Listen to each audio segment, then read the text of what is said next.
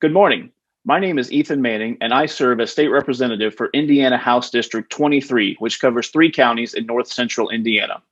Relevant to the discussion you all are having today regarding electric vehicles, I'm the vice chair of our House Utilities, Energy, and Telecommunications Committee, and I've been a member of our 21st Century Energy Policy Development Task Force since its creation in 2019.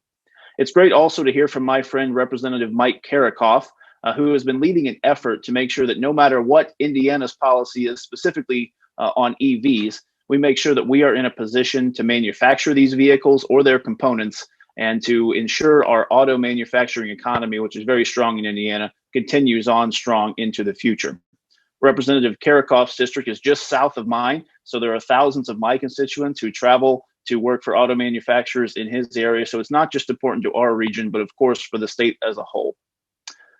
Policy in Indiana right now related to EVs is admittedly muddled.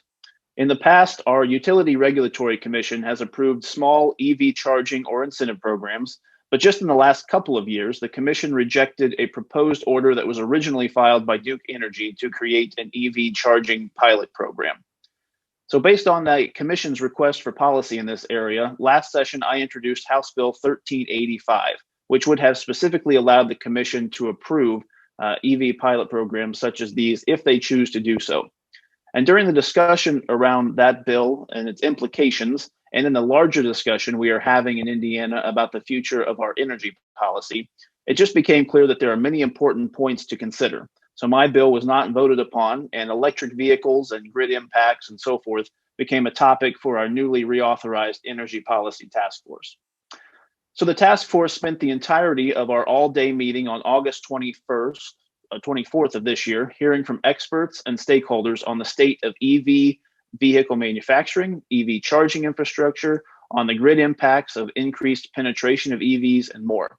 I would encourage you to visit the General Assembly's website and view that meeting of the task force. We heard a lot of great information and different perspectives from a lot of people.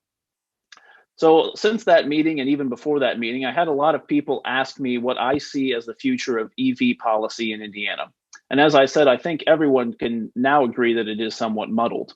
But I hope we can, at least at a minimum, provide clarity to clear up questions for the IURC so they can approve pilot programs and eventually full programs for EV charging infrastructure.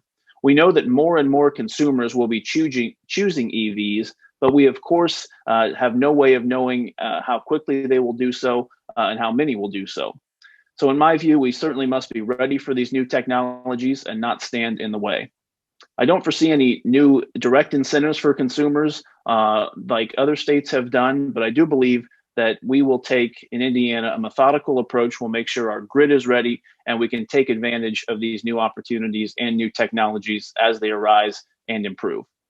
Thank you so much for all of your efforts. I hope that you enjoy the rest of the seminar today. Please do not hesitate to reach out to me or my office with any questions or comments about these issues or any other topics. I would be more than happy to talk.